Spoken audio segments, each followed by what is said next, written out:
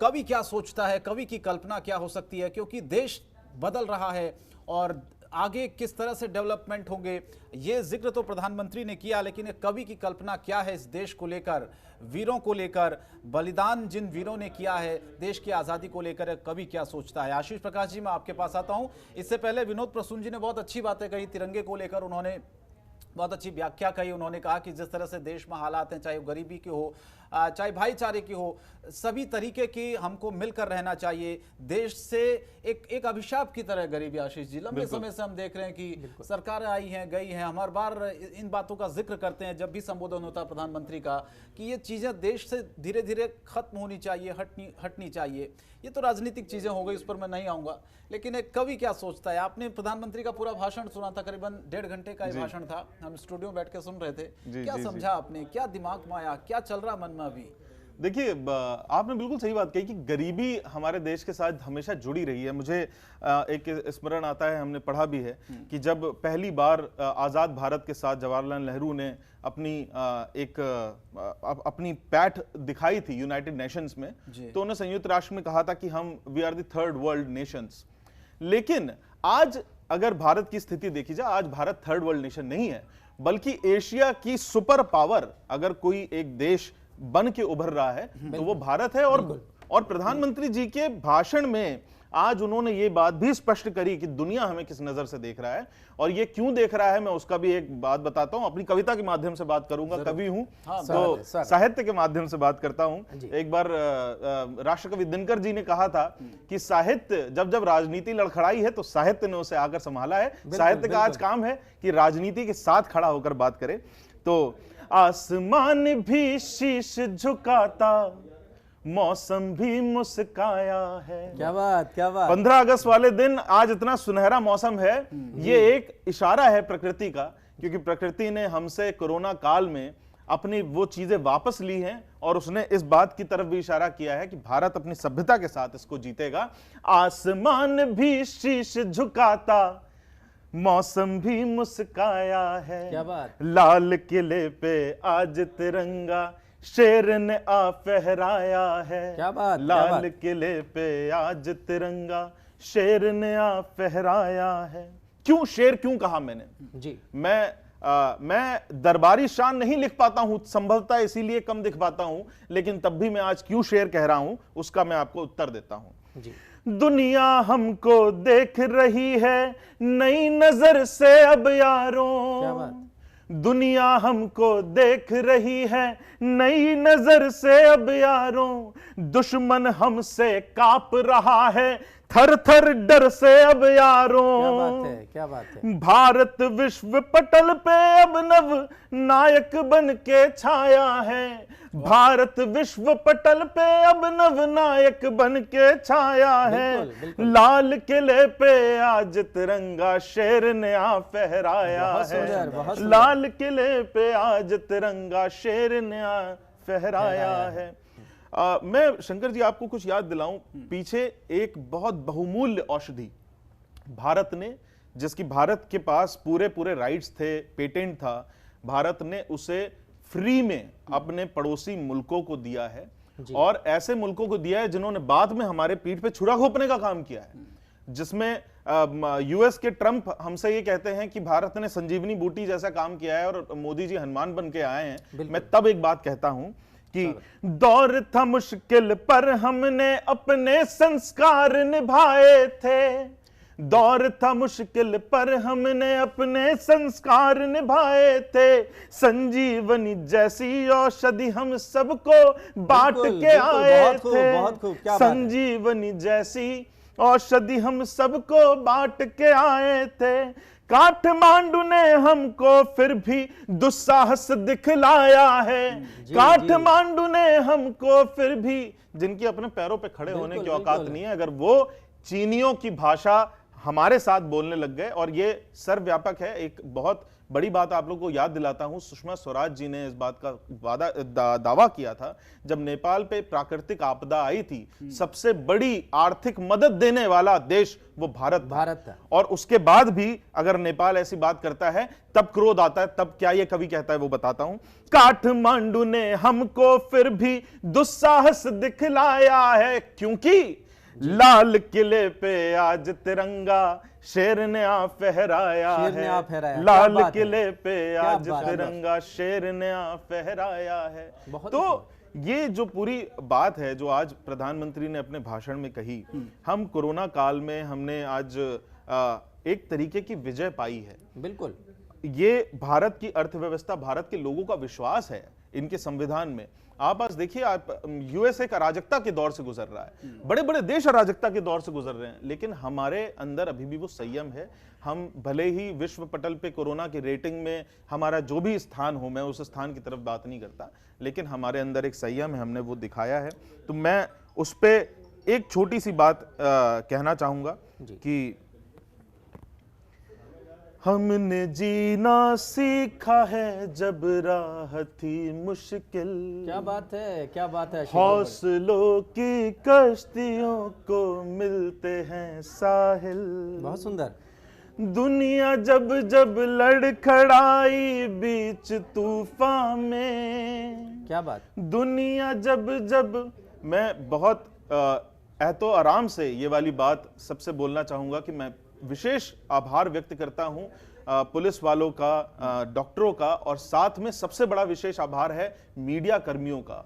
इन्होंने किसी भी हाल में आप तक सारी खबरें पहुंचाने का जो काम किया, मैं शत प्रणाम करता हूं। आज 15 अगस्त वाले दिन वाकई मेरे दिल से और पूरे देशवासियों की तरफ से आप सबको प्रणाम है कि दुनिया जब जब लड़खड़ाई बीच तूफान में, बच्चा बच्चा बन गया पतवार के काबिल। बहुत सुंदर। बच्चा बच्चा बन गया पतवार के काबिल। जय हिंद, जय भारत। बहुत ही सुंदर, बहुत ही सुंदर। ब्रेक के लिए मुझे रुकना पड़ रहा है। ब्रेक के बाद आगे चलेंगे, चर्चा को बढ़ाएंगे और जानेंगे कवियों से कि आखिर देश की परिस्थितियां और फिलहाल आज प्रधानमंत्री ने जिन जिन बातों का जिक्र किया, चाहे वो बात किसानों की हो, चाहे वो बात गरीबी की हो, चाहे बात कोरोना से लड़ने की हो। छोटा सा ब्रेक, जल्द लौट रहे हैं। ब्रेक के बाद आपका बहुत बहुत स्वागत है। 74वें स्वतंत्रता दिवस पर प्रधानमंत्री ने आज बहुत सारी बातें कही, उन बातों का हम जिक्र भी कर रहे हैं क्योंकि आज हम नहीं चाहते हैं कि किसी भी राजनीतिक तौर पर उस टिप्पणी को आगे लेकर जाएं और एक स्वस्थ बहस हम चाहते हैं। इसीलिए हमने कवियों को आमंत्रित किया है। आज 3 कवि मेरे साथ इस वक्त जुड़े हुए हैं। आशीष प्रकाश जी मेरे साथ जुड़े हुए हैं। आशीष जी, एक बार फिर से आपका स्वागत करता हूं। जो दर्शक अभी हमारे साथ जुड़े हुए हैं, आशीष जी बहुत अच्छी कविताओं के जरिए उन्हीं बातों को आपके सामने रखेंगे। इसके अलावा डॉक्टर विनोद प्रसून जी मेरे साथ जुड़े हुए, जाने माने कवि हैं। विनोद जी, आपका भी बहुत स्वागत है। इसके अलावा अपूर्व विक्रम शाह जी मेरे साथ जुड़े हैं। अपूर्व भाई, आपका भी बहुत स्वागत है। आप थोड़ा लेट जुड़े हैं, लेकिन हम इस चर्चा को आगे बढ़ाएंगे। सबसे पहले मैं आप ही के पास आता हूं क्योंकि आशीष जी को, विनोद प्रसून जी को सुन लिया है बहुत हमने, अभी धीरे धीरे आगे उनसे और व्याख्या सुनेंगे। प्रधानमंत्री का भाषण भी आपने सुना होगा प्रसून भाई। किसानों का जिक्र किया, वीरों का जिक्र किया, कोरोना का जिक्र किया, और आपकी कुछ पंक्तियां मैं पढ़ रहा था कि आपने देशभक्ति को लेकर किस तरह से एक जज्बा दिखाया अपनी कविताओं में। आपने लिखा कि रक्त आंख में चढ़कर बोला केसरिया परिधान बोलेगा। रक्त आंख में चढ़कर बोला केसरिया परिधान बोलेगा, हुआ जो देश के खातिर हर एक बलिदान बोलेगा। क्या बात है, क्या अच्छी कविता आप करते हैं अपूर्व भाई। तो सुना दीजिए थोड़ा हमारे दर्शकों को आज के संदर्भ में, और आज प्रधानमंत्री ने जिन बातों का जिक्र किया है, कवि क्या सोचता है, क्या कल्पना है कवि की भारत देश को लेकर अभी फिलहाल। बहुत शुक्रिया। मैं सबसे पहले जहां से प्रधानमंत्री महोदय ने अपनी बात छोड़ी वहीं से शुरू करता हूं। सर्वप्रथम तो जो हमारा बलिदानी मुल्क रहा है, आज इसे आत्मनिर्भर होने की जरूरत आ पड़ी है। तो मैं 6 पंक्तियां प्रथम निवेदित कर रहा हूं और उसके बाद जैसा आप आदेश करेंगे मैं आगे बढ़ूंगा। तो आत्मनिर्भर भारत की तरफ एक ऐसा कदम कि बदल रहा है देश, तो बदल रही है चाल भी, अपनी ही है रोशनी और अपनी ही मशाल भी। जहां जहां ये नहीं है पहुंचा, जहां जहां ये नहीं है पहुंचा, वहां वहां पैगाम जाए। हृदय हृदय में उतरे, हर भारतवासी के नाम जाए। निर्भरता ना हो गैरों पर, घोर तिमिर का नाश हो, दीप हो अपना, अपनी लौ और अपना ही प्रकाश। क्या बात है, क्या तो बात ये है, क्या बात है। ये प्रकाश कहां से आती है, किन ज्योतियों की वजह से आज हम प्रकाशवान होते हैं? अगर हम उन्हें याद करें तो यूं कह सकते हैं कि विश्व विजेता के माथे पर पोरस का जयगान लिखा है, हल्दी घाटी की माटी पर राणा ने रणगान लिखा है, जली पद्मिनी जौहर में तो राख से स्वाभिमान लिखा है। अरे गोरी का तुम सीना देखो, पृथ्वीराज चौहान लिखा है, नहीं मिटा है नहीं मिटेगा, सूरज को आह्वान लिखा है, और हिम शिखरों पर खून से अपने हमने हिंदुस्तान लिखा है। गुरु जी क्या बात है, बहुत जो सुंदर, विधा बहुत है, सुंदर। मेरी जो विधा है, मैं श्रृंगार आदि नहीं लिख पाया, और इसके पीछे एक कारण भी है, और कारण ये है कि मोहब्बत रहमान किसी की तो कुछ भगवान लिखते हैं, मोहब्बत रहमान किसी की तो कुछ भगवान लिखते हैं, मिटा हस्ती अपनी इश्क को पहचान लिखते हैं, मगर हम तलवारों के बेटे उन मस्तानों की टोली जो बहा खून सरहद पर अपना हिंदुस्तान लिखते हैं। तो ये हिंदुस्तान हमें लिखने की आवश्यकता क्यों पड़ती है? मुझे लगता है आज 15 अगस्त के दिन हमें ये रियलाइज करना चाहिए कि असल मायने में भारत देश है क्या। आज हम विचलित हो जाते हैं कि कोविड-19 हमारे समक्ष आ गया है, पूरी दुनिया जूझ रही है, हमारा मुल्क भी जूझ रहा है, परंतु हमें ये बात नहीं भूलनी चाहिए कि ये कोविड-19 हो या इकोनॉमी का संकट हो, ये 5 साल 10 साल 15 साल के हैं। भारत देश 5000 वर्ष पुरानी सभ्यता है। बहुत अच्छी बात जब पूरी दुनिया को तो अक्षर ज्ञान छोड़िए, चिन्ह ज्ञान नहीं था, हमने 4 वेदों की रचनाएं कर दी थी। इस मुल्क की गोद से निकला एक पत्थर जिसे हम कोहिनूर के नाम से जानते हैं, उसे खरीदने की दौलत पूरी दुनिया में नहीं थी, और तो और विश्व विजेता की शमशीर में इतना फौलाद नहीं था, उनके किसी भी सैनिक के पांव की इतनी हैसियत नहीं थी कि इस मिट्टी के एक भी कण के माथे पर विराजमान हो सके। तब जाकर अल्लामा इकबाल ने लिखा, यूनान और मिस्र रोमा सब मिट गए जहां से, कुछ बात तो है कि हस्ती मिटती नहीं हमारी, सदियों रहा है दुश्मन दौरे जहां हमारा, सारे जहां से अच्छा हिंदुस्तान। बहुत बढ़िया, बहुत ही बढ़िया। इस क्रम की अंतिम 4 पंक्तियां, उसके आगे फिर आप जैसा आदेश करेंगे कि भारत देश है क्या। वेद लिखे, पुराण लिखे, शांति का पैगाम लिखा है, अक्षर धाम का अर्थ समझिए, अक्षर को ही धाम लिखा है। ऋषियों के जब नाम लिखे तो पहले अब्दुल कलाम लिखा है, और पत्थर भी वो तैर गया हमने जिस पर राम लिखा है। क्या हमने बात जिस है। पे राम बिल्कुल, लिखा। राम की बहुत बात बढ़िया। आती है तो लाजवाब, अयोध्या का लाजवाब। जिक्र होता है। पूर्व भाई उस पर भी आएंगे, आगे आपसे बहुत सारी चीजें सुनेंगे। बिल्कुल। वीरों की आपने बिल्कुल। बात की, राजस्थान का आपने जिक्र किया, वीरों की धरती राजस्थान को कहा जाता है आशीष जी, और बहुत बढ़िया अपूर्व भाई ने वर्णन किया। अपूर्व जी, जब आप बोल रहे थे तो वाह वाह की आवाज स्टूडियो से आ रही थी, दोनों कवि हमारे वाह वाह कर रहे थे, मैं आप समझ गए होंगे बस आपकी कविता। उनके चरणों में मेरा प्रणाम वो स्वीकार करें। बहुत शुक्रिया। अब मैं आप ही की बात को लेकर आशीष जी के पास जाता हूँ। जी। अपूर्व भाई ने जी, वीरों जी। की बात की, वीरों की धरती राजस्थान को कहा जाता है, महाराणा प्रताप से तमाम ऐसे जिक्र हैं, और आज वीरों को नमन भी हम कर रहे हैं, और आजादी का जश्न हम मना रहे हैं। जिन वीरों ने बलिदान दिया उनका भी जिक्र होना आशीष जी जरूरी है। बिल्कुल बिल्कुल। तो मैं चाहूंगा कि आप ही इसकी शुरुआत करें और इस कार्यक्रम को आगे थोड़ा सा बढ़ाएं, इस क्रम को जिसका अपूर्व भाई ने जिक्र किया वीरों का। अपूर्व भाई ने बहुत अच्छी अच्छी बातें कही, हमारे देश की गौरवमयी इतिहास की बात करी। अगर मैं सारी बातों को समावेश करूं, और आज जो प्रधानमंत्री जी ने अपने भाषण में भी वीर सैनिकों का जिक्र किया है, और उन दुस्साहसी पड़ोसियों का भी जिक्र किया है जो हमें आंख दिखा रहे हैं, जबकि 62 की लड़ाई हम सबको याद है, हम सब बात करते हैं, लेकिन 68 में जब हमने उन्हें धूल चटाई थी और हमने फेंसिंग करी थी, हमारी एक विजय प्राप्त हुई थी, उसकी कोई बात नहीं करता है। मैं तब फिर से बात करता हूं, आज आप लोग के चैनलों के माध्यम से देखता हूं गाड़ियां भर भर के जा रही हैं लद्दाख में, तो अंदर से कहीं से एक आवाज आती है, वो आवाज एक गीत के माध्यम से आप लोग को देता हूं। स्वागत है, स्वागत। कर्ज मिट्टी का देखो चुकाने चले, क्या बात, क्या बात। कर्ज मिट्टी का देखो चुकाने चले, सरहदों की तरफ फिर दीवाने चले, कर्ज मिट्टी का देखो चुकाने चले, सरहदों की तरफ फिर दीवाने चले। क्या बात। फिर से दुश्मन खड़ा है जो अब द्वार पे, जी हम नहीं रुकते लड़ने से ललकार पे। क्या बात, क्या बात। फिर से दुश्मन खड़ा है जो अब द्वार पे, हम नहीं रुकते लड़ने से ललकार पे।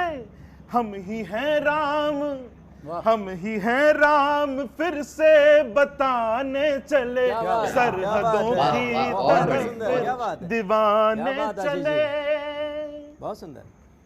साथियों खून अपना न पानी बने।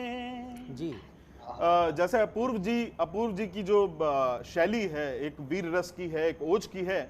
मैं प्रेम और श्रृंगार का कवि हूं, लेकिन जब मैं अपने देश की बात करता हूं तो मेरे अंदर से क्या भाव निकलते हैं मैं वो बताता हूं। स्वागत है, कि एक प्रेम का क्या कवि, एक बात, श्रृंगार का क्या कवि स्वागत। जब देश प्रेम की बात करता है तो क्या करता है। जी साथियों खून अपना न पानी बने, सदियों तक जो रहे वो कहानी बने। बिल्कुल, बिल्कुल। शौर्य की माटी है ये बताने चले, आहा। सरहदों की तरफ फिर दीवाने दीवाने चले, सरहदों की तरफ फिर दीवाने चले। शंकर जी। जी, आज जो बात हुई है, एक और बात की तरफ मैं आप लोग का ध्यान मोड़ना चाहूंगा। इस बात के ऊपर मैंने पिछली बार भी अपने वक्तव्य में बोला था और प्रधानमंत्री जी ने भी आज इस बात की बात करी है कि भारत विश्व पटल पर आज एक बहुत बड़ी एक अवसर के रूप में देखा जा रहा है। और एशिया में देखा जाए तो जिस तरह से चीन के प्रति पूरे वैश्विक स्तर पे एक क्रोध है, एक कहीं ना कहीं एक ऐसी स्थिति है जहां पर ये लग रहा है कि चीन के साथ अब हम अपने आर्थिक रिश्तों को आगे नहीं बढ़ा सकते। भारत वहां पर एक अवसर प्रदान कर रहा है, जापान वगैरह सभी ने भारत में अपने निवेश के बारे में सोचा है। तब मुझे कुछ पंक्तियां कहने का मन होता है, आपकी इजाजत चाहूंगा और फिर ये बात बोलूंगा। स्वागत है, स्वागत है। आज हमें अपना ये जौहर दुनिया को दिखलाना है, आहा, आज हमें अपना ये जौहर दुनिया को दिखलाना है। तीन रंग वाला ये झंडा दुनिया पे फहराना है। क्या बात है, तीन क्या रंग अभिलाषा है। वाला ये बहुत झंडा सुंदर। दुनिया पे फहराना है। बीते दिनों में फिनलैंड गया तो वहां पर मैंने एक इकोनॉमिक जोन देखी जहां पर इंडियन कंपनीज की जोन थी और वहां पर जब भारत का झंडा लहरा रहा था वो इतना एक प्राउड फील होता है। और जब हम ये होते हुए देखते हैं तब ये बात मैं बार बार कहता हूं, तीन रंग वाला ये झंडा दुनिया में फहराना है। बहुत सुंदर। जब दुनिया में कोई भारत को छोटा कह जाता है, क्या बात। जब दुनिया में कोई भारत को छोटा कह जाता है, मेरा बच्चा बच्चा उसको जीरो याद दिलाता है। मेरा बच्चा बच्चा उसको जीरो याद दिलाता है। भाभा और अब्दुल कलाम जैसे दिग्गज यही जन्मे हैं। भाभा और अब्दुल कलाम जैसे दिग्गज यही जन्मे हैं। आर्यभट्ट वाला है जो इतिहास हमें बतलाता है। आर्यभट्ट, अगर हमें अपने हमें वीर राजपूतों पे जितना हमें फक्र है उतना ही हमें इस बात पे ही फक्र है कि होमी भाभा, डॉक्टर होमी भाभा एक ऐसे वैज्ञानिक थे जिन्होंने उस समय न्यूक्लियर एनर्जी की एक सोच को डेवलप किया था और पूरी दुनिया ने उस बात का लोहा माना था। आर्यभट्ट को कौन नहीं जानता। मैं तब ये वाली बात कहता हूं कि जब दुनिया में कोई भारत को छोटा कह जाता है, मेरा बच्चा बच्चा उसको जीरो याद दिलाता है। भाभा और अब्दुल कलाम जैसे दिग्गज यही जन्मे हैं। आर्यभट्ट वाला है जो इतिहास हमें बतलाता है। अपने पुरखों का अब तो इतिहास हमें दोहराना है। अपने पुरखों का अब तो इतिहास हमें दोहराना है। तीन रंग वाला ये झंडा दुनिया में फहराना है। क्या बात। एक और आखिरी बंद करके मैं इस बात को विराम दूंगा कि मंगलयान की जो सफलता थी मैं उसकी तरफ ध्यान ले जाऊंगा आप लोग को। मंगल पे जो पांव जमाते हम ही हिंदुस्तानी हैं। क्या मंगल पे जो पांव जमाते हम ही हिंदुस्तानी है, रिक्शे के भाड़े में जाते हम ही हिंदुस्तानी है। बहुत सुंदर। एक ऑटो रिक्शा से कम किराए पे हम मंगल तक का हमने सफर कर लिया। ये सिर्फ भारत कर सकता है। मंगल पे जो पांव जमाते हम ही हिंदुस्तानी हैं, रिक्शे के भाड़े में जाते हम ही हिंदुस्तानी हैं। और अगली दो पंक्तियां ध्यान दीजिएगा, अपूर्व भाई खास तौर से आप भी ध्यान दीजिएगा कि मोदी जी से पूछा नासा कारण तो ये कहते हैं, मोदी जी से पूछे नासा कारण तो ये कहते हैं, मंगल को प्रसाद चढ़ाते हम ही हिंदुस्तानी हैं, मंगल को प्रसाद चढ़ाते हम ही हिंदुस्तानी हैं। और फिर एक जो आज भी भारत के प्रधानमंत्री ने विश्व पटल पे जो आज बात कही है, मैं उसको फिर से संबोधित करता हूं। साथ में आस्थाओं का मंदिर राम का भी बनवाना है, साथ में आस्थाओं का मंदिर राम का भी बनवाना है, 3 रंग वाला ये झंडा दुनिया में फहराना है, 3 रंग वाला ये झंडा दुनिया में फहराना। बिल्कुल, बहुत सही बात कही। झंडा अनबान शान है हमारी, और वीरों ने बलिदान देकर सदियों की कहानी लिख दी, और इस चीज को हम सब जानते हैं। आप तीनों हमारे साथ बने रहेगा। एक छोटा सा ब्रेक मुझे यहाँ लेना पड़ रहा है, आप कहीं मत जाएगा। ब्रेक के बाद हम फौरन हाजिर हो रहे हैं। प्रधानमंत्री ने क्या कहा, उनके भाषण में क्या चीजें थी, कवि उसमें क्या सोचते हैं, राजनीतिक चर्चा हम थोड़ा सा आज नहीं कर रहे हैं, कवि की कल्पना क्या कहती है, इस बात का हम जिक्र कर रहे हैं। और यही हमारे साथ देश के आज जाने माने कवि भी मौजूद हैं, उन्हीं बातों को कविता के माध्यम से आप तक पहुंचा रहे हैं। छोटा सा ब्रेक, कहीं मत जाए, फौरन लौट रहे हैं। ब्रेक के बाद आपका स्वागत है। 74वां स्वतंत्रता दिवस हम मना रहे हैं, और आज प्रधानमंत्री ने लाल किले की प्राचीर से अपने संबोधन में बहुत सारी बातें कही, किसानों की बात कही, गरीबों की बात कही, आत्मनिर्भर भारत की बात कही, और सबसे बड़ी बात प्रधानमंत्री ने कहा कि कोरोना काल में जिस तरह से हमें आगे बढ़ना है, आत्मनिर्भर भारत को कोरोना बिल्कुल भी नहीं रोक सकता है। और अगला इसी पर मैं सुनना चाहता हूँ, विनोद प्रसून जी, मैं आपके पास आता हूँ। कोरोना का जिक्र है, डर है, कवियों में भी डर होगा, सभी में। कवियों में कविता के जरिए इसको कम करने की कोशिश मैं चाहता हूं कि करें। बिल्कुल बिल्कुल।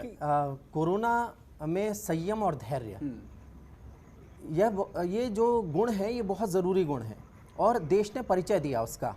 और शंकर जी, ये जो ज़िंदगी है ना, ये ज़िंदगी कभी थमेगी नहीं, ये बंधेगी नहीं। कोरोना में लग रहा है हमें कि ज़िंदगी बंध गई है और कैद में है, लेकिन ये पल भी गुजर जाएंगे और ज़िंदगी फिर से हवा की तरह बहेगी।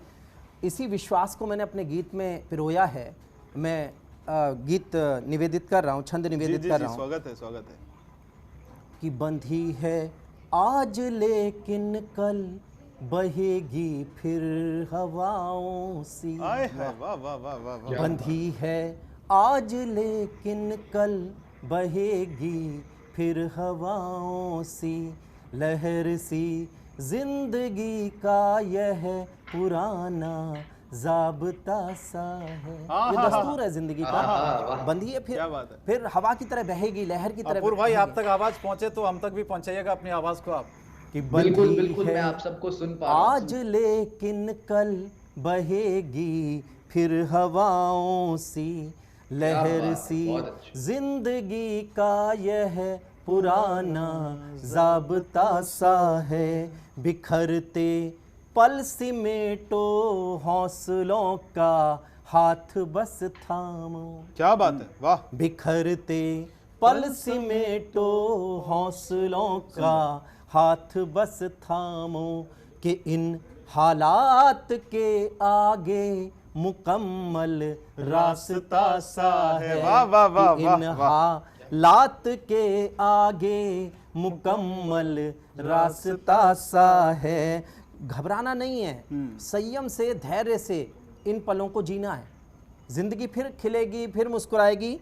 ये छंद निवेदित कर रहा हूं, देखिएगा कि भले हों ये बंधे से पल मगर कल याद आएंगे।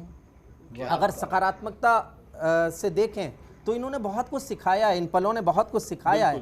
भले हों ये बंधे से पल मगर कल याद आएंगे, मिले हैं इन दिनों खुद से ये कैसे भूल भूल जाए। पाएंगे। क्या बात है, वाह, वाह, क्या मिले बात, घर क्या बात। भर से हम जी भर, मिले घर भर से हम जी भर, मिला घर खूब जी भर के। क्या बात है, ये वाह, वाह, वाह। किससे भी सुकून देंगे, जो सोचेंगे सुनाएंगे। क्या बात है। सिखाया वक्त ने हमको यकीनन फलसफा ऐसा, सिखाया वक्त ने हमको यकीनन फलसफा ऐसा, कि जिसमें जिंदगानी का हकीकी रास्ता सा क्या बात है, वाह, वाह, वाह। बंधी है क्या आज, बात। लेकिन कल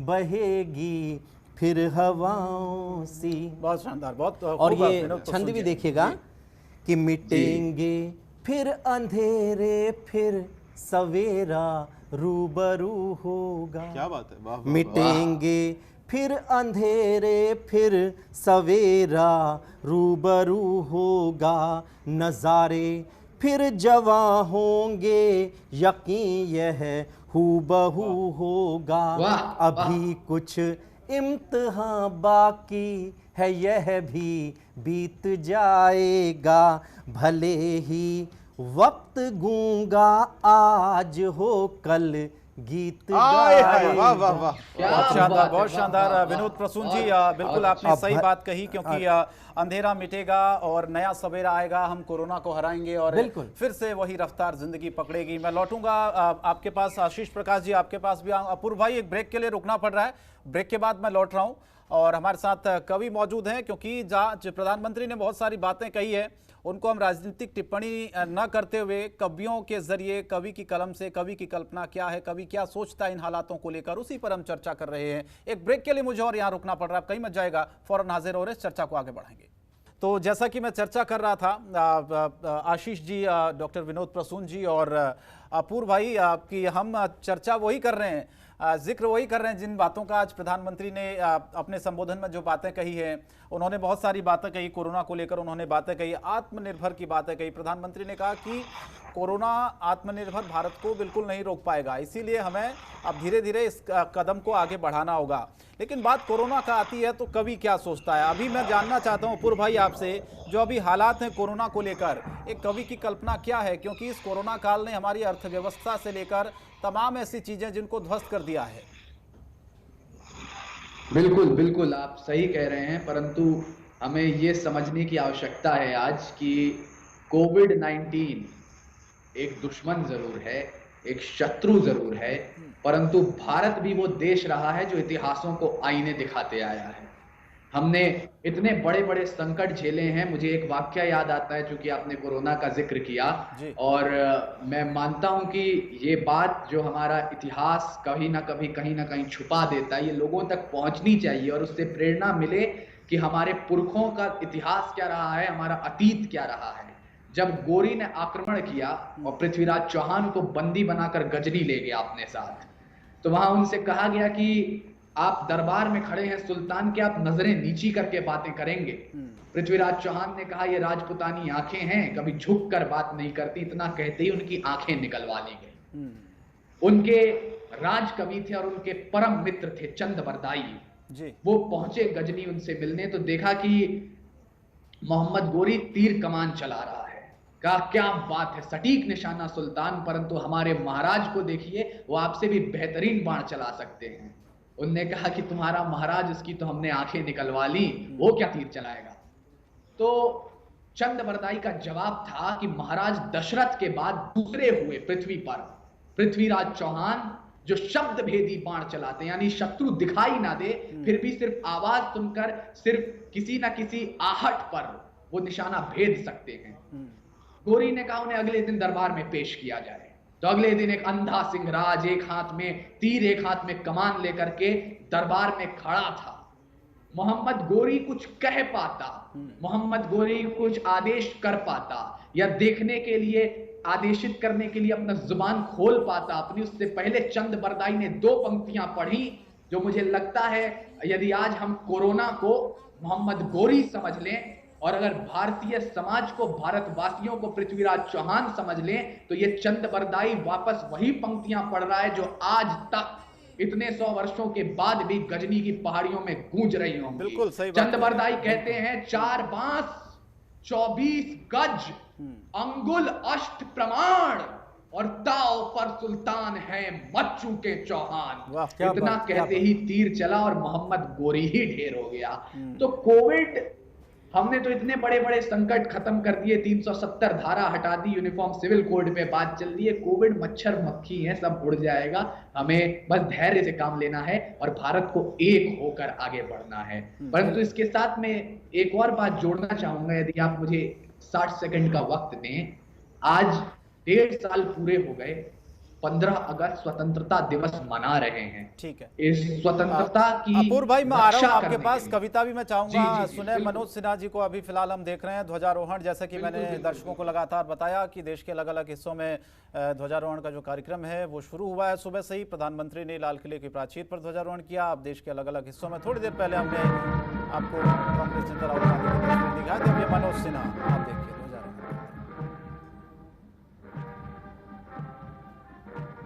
तो सोशल डिस्टेंसिंग के साथ जश्न आज़ादी मना रहे हैं 74वां स्वतंत्रता दिवस। वीरों को नमन, जैसे कि आज श्रीनगर की ये तस्वीर है।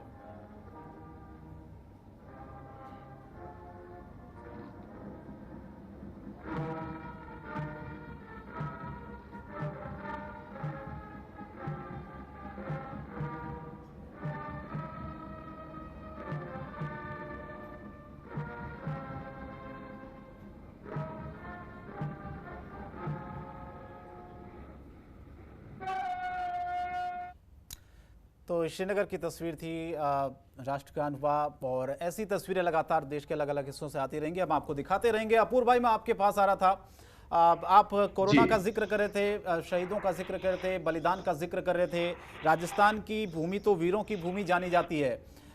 थोड़ा सा हमारे जो दर्शक हैं वो आज सुनना भी चाहते हैं, और प्रधानमंत्री ने भी आज जब अपने संबोधन की शुरुआत की वो वीरों को नमन करके ही की है। बिल्कुल बिल्कुल। तो सर, यूं तो मैं बिहार से आता हूं जो दशरथ मांझी की भूमि है, परंतु यकीन मानिएगा मुझे ये कहने में कोई संकोच नहीं कि जब भी भारत की सीमाएं स्तरों की मांग करती हैं, पहला शीश राजस्थान चढ़ाता है। इसलिए वीर रस का कवि होने के नाते मेरा दायित्व बनता है कि मैं वीर भूमि को नमन करूं। परंतु आप श्रीनगर की बात कर रहे थे, मनोज सिन्हा जी ने ध्वजारोहण किया वहां पर। श्रीनगर से कुछ दूरी पर एक जगह है जिसका नाम है पुलवामा। आज 1.5 साल हुए। मुझे लगता है 15 अगस्त के अवसर पर हमें उन 44 वीरों को नहीं भूलना चाहिए जिनके कारण आज हम ये पर्व मना पा रहे हैं। क्योंकि आजादी इतने संघर्षों के बाद मिली, उसके बाद क्या हुआ है, कितनी रक्षा, कितने लहू की जरूरत पड़ी है हमारी घाटियों को। मैं चंद पंक्तियों में पुलवामा के शहीदों को नमन करता हूं। क्या हुआ था 14 फरवरी पिछले वर्ष।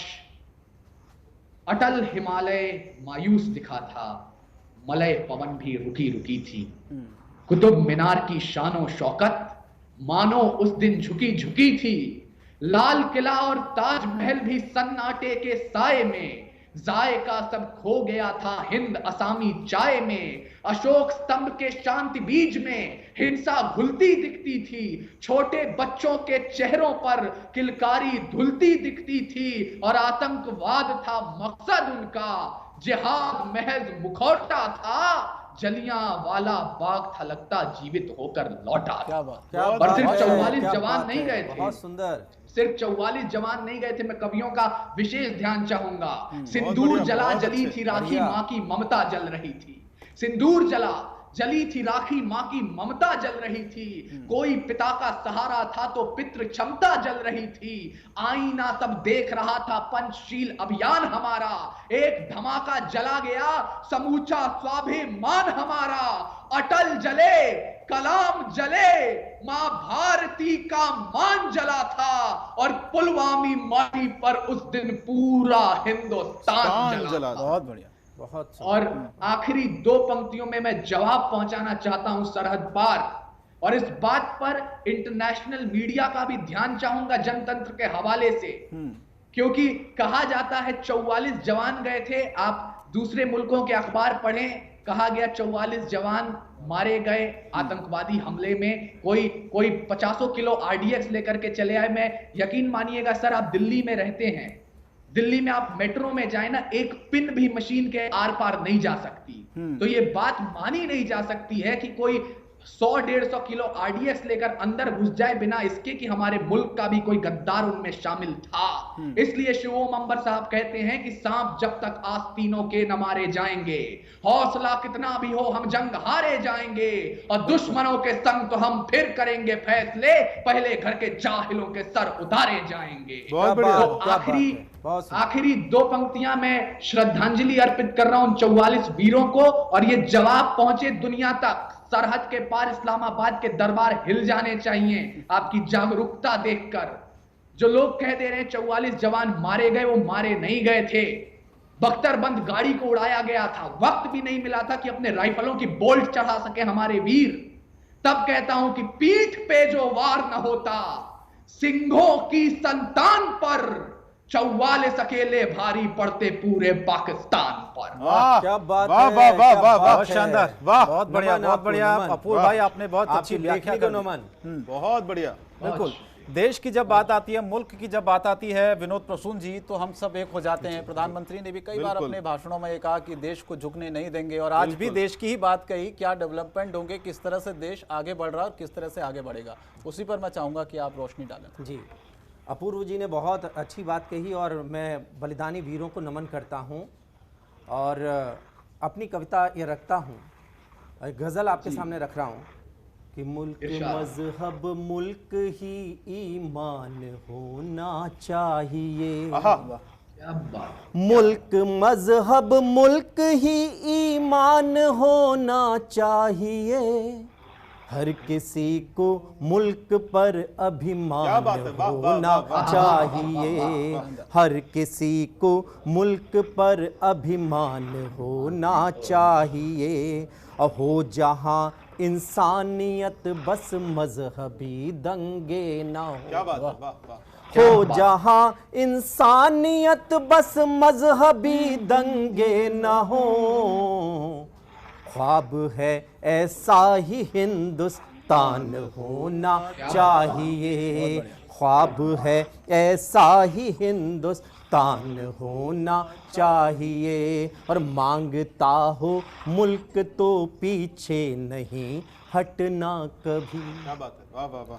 और मांगता हो मुल्क तो पीछे नहीं हटना कभी, खुद ही आगे दौड़ कर कुर्बान होना चाहिए, खुद ही आगे दौड़ कर कुर्बान होना चाहिए, मुल्क मजहब मुल्क ही ईमान होना चाहिए, और मशवरा है खुद को पैसों से कभी मत नापिए। क्या बात है, वाह, वाह, वाह। मशवरा है खुद को पैसों से कभी मत नापिए, और कद बड़ा करना है तो इंसान होना चाहिए, कद बड़ा करना है तो इंसान होना चाहिए। और ये शेर देखिएगा कि आप गर चाहे चलेंगी रोक दे रुक जाएगी, आप गर चाहें चलेगी रोक दे रुक जाएगी, आप गर चाहे चलेगी रोक दे रुक जाएगी, मुल्क एक गाड़ी है इतना ध्यान होना चाहिए, मुल्क एक गाड़ी है इतना ध्यान होना चाहिए, मुल्क मजहब मुल्क ही ईमान होना चाहिए। बिल्कुल, मुल्क मजहब मुल्क ईमान होना चाहिए, इसीलिए मुल्क की हम बात कर रहे हैं। और जब मुल्क की बात आती है विनोद जी, आशीष जी और अपूर्व भाई, तो हम सब एक हो जाते हैं, और एक होना भी चाहिए हमें। एक छोटे से ब्रेक के लिए मुझे रुकना पड़ा, आप तीनों मेरे साथ बने रहेगा। ब्रेक के बाद हम फौरन हाजिर हो रहे हैं। ब्रेक के बाद स्वागत आपका। 3 कवि हमारे साथ बने हुए, अपूर्व विक्रम शाह, आशीष प्रकाश और विनोद प्रसून जी, और इस चर्चा को हम आगे बढ़ा रहे हैं, चर्चाएं कर रहे हैं। आज क्या कुछ प्रधानमंत्री ने कहा है देश के बारे में, मुल्क के बारे में, किस तरह से हम आगे बढ़ते जा रहे हैं, कोरोना को हराना है, आत्मनिर्भर बनना है। आशीष जी, मैं आपके पास आता हूं। जो आपके मन में अभी विचार चल रहा है, जो ख्यालात आपके मन में आ रहे हैं, मैं चाहता हूं कविता के माध्यम से देश के हमारे दर्शकों, जनतंत्र टीवी के दर्शकों के सामने आप रखें उनको। देखिए शंकर जी, अभी अपूर्व भाई ने 1.5 साल पहले की एक घटना की बात करी। खून बहुत खौलता है और क्रोध बहुत आता है, लेकिन फिर वही विषमताएं कि मैं जिस शैली का कवि हूं, उस शैली में मैं उसको किस तरह से देखता हूं। जब भी कभी एक ताबूत मुझे नजर आता है जिस पे तिरंगा लिपटा होता है जी, तो अंदर से एक भाव आता है कि वो एक जो सैनिक है, उस सैनिक के अंदर क्या भाव होंगे। ये गीत तब इसकी रचना हुई थी जब पुलवामा के शहीदों की खबर हमारे तक आई थी, लेकिन मुझे ऐसा लगता है कि मैं चाहता हूं कि इस गीत को मुझे कम से कम पढ़ना पड़े, कम से कम मैं उन ताबूतों को देखूं जो तिरंगे में लिपटे हैं, लेकिन फिर भी एक कल्पना है कि जब वो जवान शहीद होने वाला होगा, अपने मित्र से क्या कहता होगा कि मेरे घर पे तुम इस खबर को कैसे देना, क्या देना। मैं उसको एक गीत के माध्यम से रखता हूं कि मेरी बंदूक रखना सिरहाने मेरे, मैं तिरंगे में लिपटा जो घर जाऊंगा, मेरी बंदूक रखना सिरहाने मेरे, मैं तिरंगे में लिपटा जो घर जाऊंगा, मेरी वर्दी को धड़ से सजाना जरा। क्या बात है। और ये वो सैनिक कह रहा है जिसका आधा धड़ खत्म हो गया था उस समय। वो कह रहा है मेरी वर्दी को धड़ से सजाना जरा, देखना यार कैसे संवर जाऊंगा, मेरी बंदूक रखना सिरहाने मेरे। क्या बात है। माँ का जिक्र आता है, क्या बोलता है, माँ है भोली मेरी तुम न कहना उसे। क्या बात। माँ है भोली मेरी तुम न कहना उसे, लाल उसका शहादत को हासिल हुआ।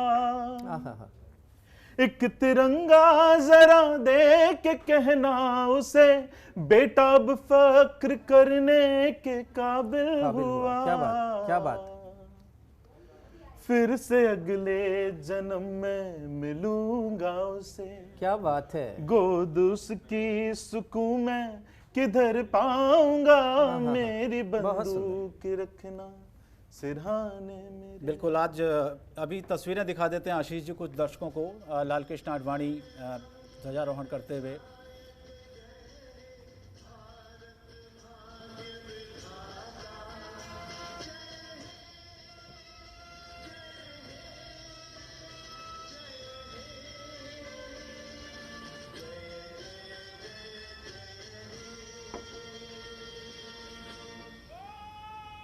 तो ये ध्वजारोहण का कार्यक्रम है जो देश के अलग अलग हिस्सों से हम आपको दिखा रहे हैं। लाल कृष्ण आडवाणी ने ध्वजारोहण किया। फिलहाल आशीष जी अपनी बात को आगे बढ़ाएं और वक्त भी बहुत कम है, चाहूंगा संक्षेप में सभी के पास चले जाऊं। अपूर्व भाई भी इंतजार कर रहे होंगे वहां पर, विनोद भाई भी इंतजार कर रहे हैं। 2 पंक्तियों के साथ मैं चाहूंगा अपनी बात को खत्म करें। देखिए, मैं एक छोटा सा छंद पढ़ता हूं। आज जो प्रधानमंत्री जी ने कहा उसका एक संक्षिप्त में उत्तर है कि हमें क्या करना चाहिए, हम क्या कर रहे हैं। कि देश बढ़ चल रहा तीव्र गति से, अब आसमानों से भी आगे अपनी उड़ान है। चाहे खेल का मैदान या हो अंतरिक्ष यान, तेजी से उठे जो भारतीयता का मान है। बहुत सुंदर, बहुत सुंदर। हम है हिंदुस्तान और नीति बड़ी साफ सी है, हम है हिंदुस्तान और नीति बड़ी साफ सी है, सबके लिए स्नेह है, सबका सम्मान है। क्या बात। पर जब बात आए चुनौती की कभी कोई, पूरा देश ये वाली बात सुने, इस आखिरी पंक्ति में इसका पूरा निचोड़ है। पर जब बात आए चुनौती की कभी कोई, हमारे लिए तो तब छोटा आसमान है, हमारे लिए तो तब छोटा आसमान है। जय हिंद, जय भारत। चुनौतियां बड़ी होती है और उन्हीं चुनौतियों को हम पार पाते हैं। डॉक्टर विनोद प्रसून जी, जाते जाते 2 लाइनें मैं चाहूंगा। अच्छा, मैं एक छंद में सुनाऊं जी। कि आंखों में उम्मीद, दिलों में सपने प्यार भरे, और देशवासियों आज देश कुछ तुमसे मांग रहा है, और मांग रहा है परिवर्तन, यह पूर्ण समर्पण मन से, और नई कहानी का नूतन युग तुमसे मांग रहा है। और वैश्विक होती धरती पर घर आगे बढ़ना है, वैश्विक होती धरती पर घर आगे बढ़ना है, और सदे हुए कदमों से हमको पर्वत चढ़ना है और नए ज़माने में हम खुद को इस तरह मोड़ें और कट्टरता जैसी भी हो उस कट्टरता को छोड़ें और जिस पर चलकर मानवता का कद ऊंचा होवे, जिस पर चलकर मानवता का कद ऊंचा होवे और देश उसी पर चलने का प्रण तुमसे मांग रहा है। और आंखों में उम्मीद, दिलों में सपने प्यार भरे और देशवासियों आज देश कुछ तुमसे मांग रहा है। क्या बात है, वाह वाह वाह वाह। बहुत बढ़िया आशीष जी आपने सुनाया, विनोद जी और अपूर्व भाई बहुत शुक्रिया आपका भी हमारे साथ जुड़ने के लिए। और फिलहाल इस चर्चा को यहीं विराम देना होगा क्योंकि आपने बहुत सारी, जैसे कि मैंने कहा कि कोई राजनीतिक टिप्पणी या कोई चर्चा हमने आज नहीं की। कवि हमारे साथ थे और उन्हीं बातों को कविता के जरिए कवियों ने आप तक पहुंचाने की कोशिश की। तो आज 74वां स्वतंत्रता दिवस हम मना रहे हैं। आप घर पर ही रहिए, सोशल डिस्टेंसिंग का पालन करिए और इसी तरह से जनतंत्र टीवी देखते रहिए। नमस्कार।